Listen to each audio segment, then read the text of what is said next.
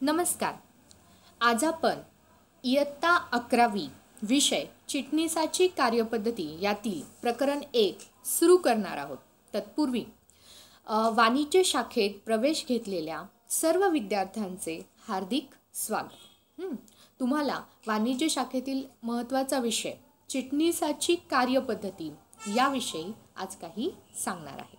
सर्वप्रथम आपण चिटणीसा आपल्या पुस्तकाचं मुख्य पृष्ठ पाहूया. तुम्हाला समोर काय दिसतंय? चिटणीसाची कार्यपद्धती पुस्तक दिसतंय. याच्यामध्ये समोर एक चित्र आहे पहा. त्या चित्रामध्ये काय दिसतंय? एक कंपनी आहे आणि त्या कंपनीची मीटिंग चालू आहे. मीटिंगमध्ये एक व्यक्ती उठून इतर व्यक्तींना काही सांगत आहे, बरोबर. चिटणीस म्हणजे कंपनीचा सेक्रेटरी, जो कंपनीचा प्रतिनिधी असतो. म्हणून या संपूर्ण पुस्तकात आपण संयुक्त भांडवली संस्था, तिचे कायदेशीर आणि तांत्रिक घटक आणि विशेष म्हणजे तिचा मुख्य घटक म्हणजे तिचा सेक्रेटरी चिटणीस, त्याची कामकाजाची पद्धत, त्याने लिहावयाच्या काळजा, त्याने लिहावयाची पत्र, अर्ज इत्यादींचा अभ्यास आपण करणार आहोत. तर आता आपण सुरू करूयात प्रकरण 1 चिटणीस.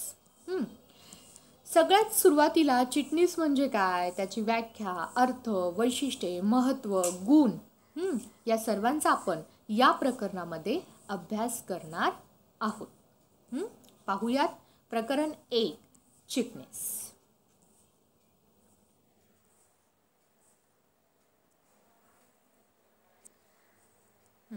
आता पहिल्यांदा या प्रकरणामध्ये आपल्याला कोणकोणत्या गोष्टींचा अभ्यास करायचा आहे. पहा, चिटणीस या शब्दाची व्युत्पत्ती म्हणजे चिटणीस हा शब्द नक्की तयार कसा झाला, त्याची उत्पत्ती कशी झाली. त्याच्यानंतर चिटणीसाची व्याख्या, अर्थ, वैशिष्ट्ये, महत्त्व, प्रकार 2 पडतात. एक खाजगी चिटणीस, एक संस्थात्मक चिटणीस. संस्थात्मक चिटणीसाचे विविध प्रकार पडतात. त्यातले 4 प्रकार: नफा हेतू नसलेल्या कंपनीचा चिटणीस, सहकारी संस्थेचा चिटणीस, संयुक्त स्कंद प्रमंडळाचा चिटणीस आणि सरकारी खात्याचा चिटणीस. त्याचबरोबर चिटणीसाचे कार्य, चिटणीसाचे गुण आणि हे जे चिटणीसाचे प्रकार आहेत त्यातला फरक आपण अभ्यासणार आहोत. आता तुम्हाला माहिती आहे, भारतीय अर्थव्यवस्था ही विकसनशील अर्थव्यवस्था आहे, परंतु ती झपाट्याने विकसित होते. भारतामध्ये विविध प्रकारचे उद्योग, व्यवसाय संस्था यामध्ये झपाट्याने वाढ झालेली आहे. आधुनिकीकरण, विस्तारीकरण, विविधतेसाठी खरं तर पैशाची आवश्यकता असते आणि या पैशाचं व्यवस्थापन अतिशय महत्त्वाचं असतं. मग हा जो पैसा आहे, हे जे भांडवल आहे, यांचं व्यवस्थापन करण्यासाठी एक तज्ज्ञ, अनुभवी आणि क्षमता असलेला व्यक्ती असणं गरजेचं आहे. चिटणीसाची उत्पत्ती यातूनच याचा जन्म झाला.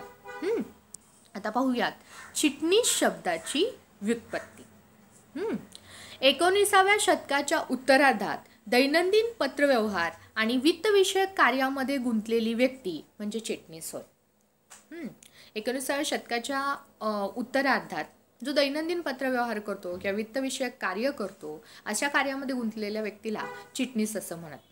हा शब्द लॅटिन भाषेतील सेक्रेटम किंवा सेक्रेटस या शब्दापासून तयार झालेला आहे. सेक्रेटम किंवा सेक्रेटस याचा अर्थ काय? गोपनीय.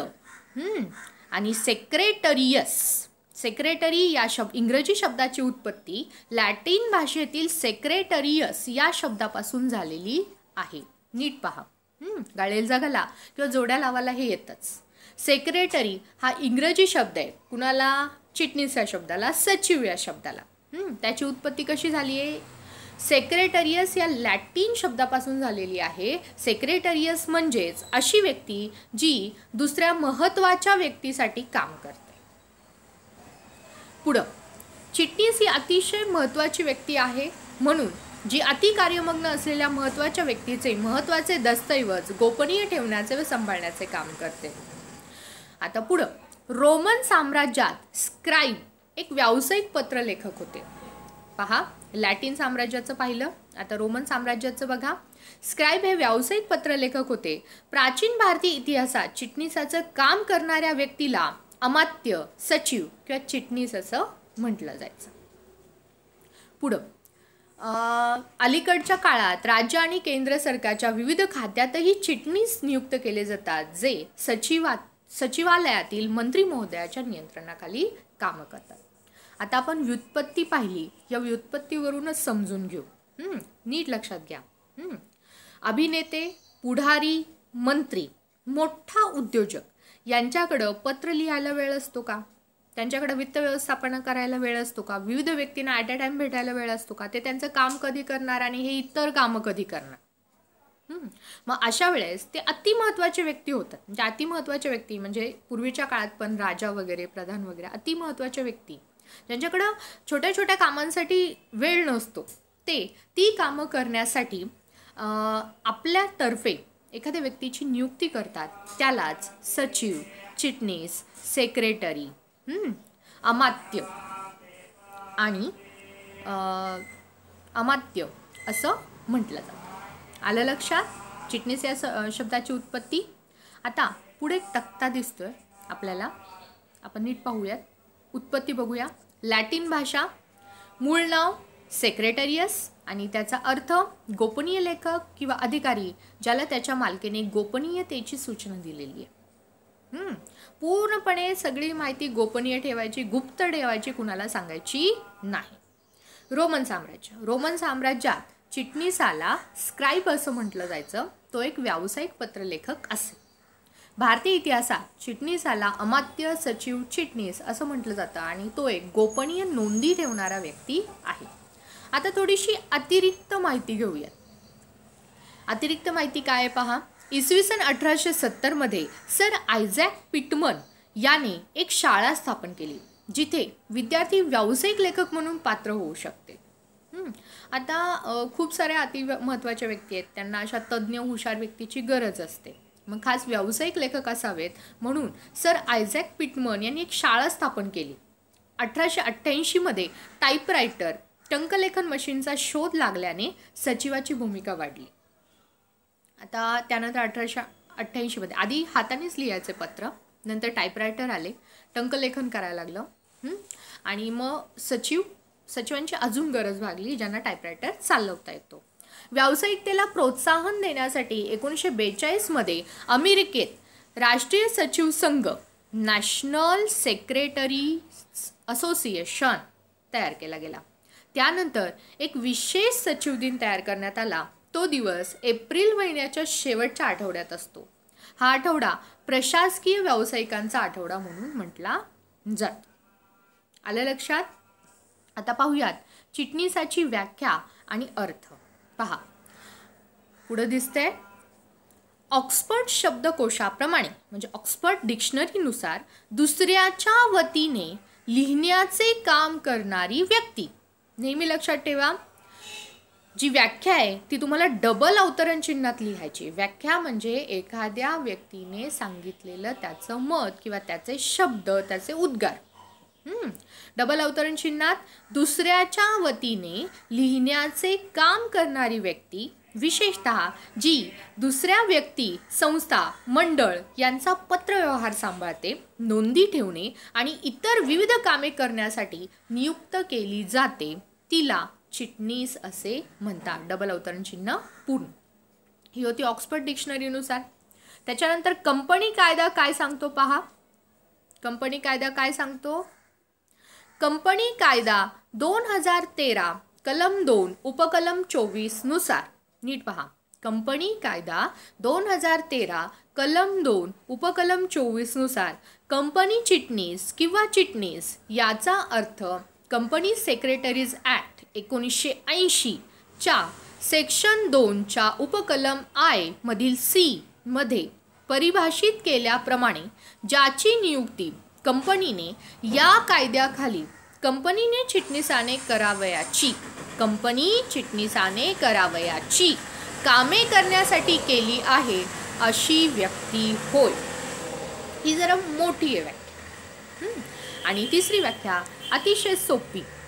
कुठली. कंपनी सेक्रेटरीज ॲक्ट 1980 नुसार कंपनी चिटणीसाची व्याख्या, जी व्यक्ती इन्स्टिट्यूट ऑफ कंपनी सेक्रेटरीजची सदस्य असते. आता ही पाठ करून ठेवा. काय. कंपनी सेक्रेटरीज ॲक्ट 1980 नुसार व्याख्या येतात आणि ही व्याख्या कंपल्सरी तुम्हाला आलीच पाहिजे. अशी व्यक्ती किंवा जी व्यक्ती इन्स्टिट्यूट ऑफ कंपनी सेक्रेटरीची सदस्य असते. अशी व्यक्ती जी इन्स्टिट्यूट ऑफ कंपनी सेक्रेटरीची सदस्य असते. या व्याख्यांवरून आपल्याला काय लक्षात येतं? चिटणीसाची नियुक्ती संघटनेचे काम सुरळीत करण्यासाठी आणि पत्रव्यवहार, सभा, दप्तर ठेवणे आणि प्रशासकीय कामकाजात सहाय्य मिळवण्यासाठी केली जाते. आता पाहूया चिटणीसाची वैशिष्ट्ये. आता कुठली कुठली वैशिष्ट्ये चिटणीसाची? तुम्हाला समोर एक चार्ट दिसतोय पहा. चिटणीसाची वैशिष्ट्ये असा चार्ट तुम्हाला प्रत्येक प्रश्नाला काढायचा आहे. जिथे जिथे मुद्दे आणि उत्तरं आहेत, शक्यतो या विषयामध्ये सगळं असंच आहे, त्यावेळेस तुम्हाला असं चार्ट काढायचं आहे. चिटणीसाची वैशिष्ट्य. पहिलं वैशिष्ट्य व्यक्ती. चिटणीस ही काय एक व्यक्ती आहे, जिची नियुक्ती एखादी अतिमहत्वाची व्यक्ती किंवा संस्था करते, कंपनी करते, सरकारी खाते करते. चिटणीसाचं कार्य काय आहे? महत्त्वाचं कार्य पत्रव्यवहार सांभाळणे, वित्त व्यवस्थापन करणे, गोपनीयता पाळणे. चिटणीसाची पात्रता विशिष्ट शिक्षण, कायदेशीर आणि इतर पात्रता, जे पुढे आपण पाहणारच आहे. चिटणीसाची नियुक्ती. चिटणीसाची नियुक्ती केली जाते. त्याच्यानंतर अतिमहत्त्वाच्या व्यक्ती, संस्था, सरकारी खाते आपल्या कमी महत्त्वाच्या कामासाठी चिटणीसाची पगारी नियुक्ती करते. पुढचं वैशिष्ट्य, चिटणीस हा एक पगारी नोकर किंवा सेवक आहे. कंपनीचा तो मालक नाही आहे, तो एक पगारी नोकर आणि सेवक. त्याचबरोबर तो काय आहे? विश्वासू अधिकारी. आपण पाहतोय चिटणीसाची वैशिष्ट्य. तो कंपनीचा, संस्थेचा, सरकारी खात्यांचा काय प्रतिनिधी आहे आणि त्याच्यामध्ये पत्रव्यवहाराचं कौशल्य असणं गरजेचं आहे, हुशारी असणं गरजेचं आहे, कार्यतत्परता असणं गरजेचं आहे, तो नम्र असावा, त्याची भाषा ही सौजन्यपूर्ण असावी, अशी वेगवेगळ्या प्रकारची गुणवैशिष्ट्ये त्याच्यामध्ये असावी. आता चिटणीसाची वैशिष्ट्ये विस्तृत स्वरूपात आपण पाहूयात. पहा, चिटणीस ही एक व्यक्ती आहे. सार्वजनिक संस्था, कंपनी आणि इतर संस्था यांची चिटणीस म्हणून नियुक्ती केली जाऊ शकत नाही.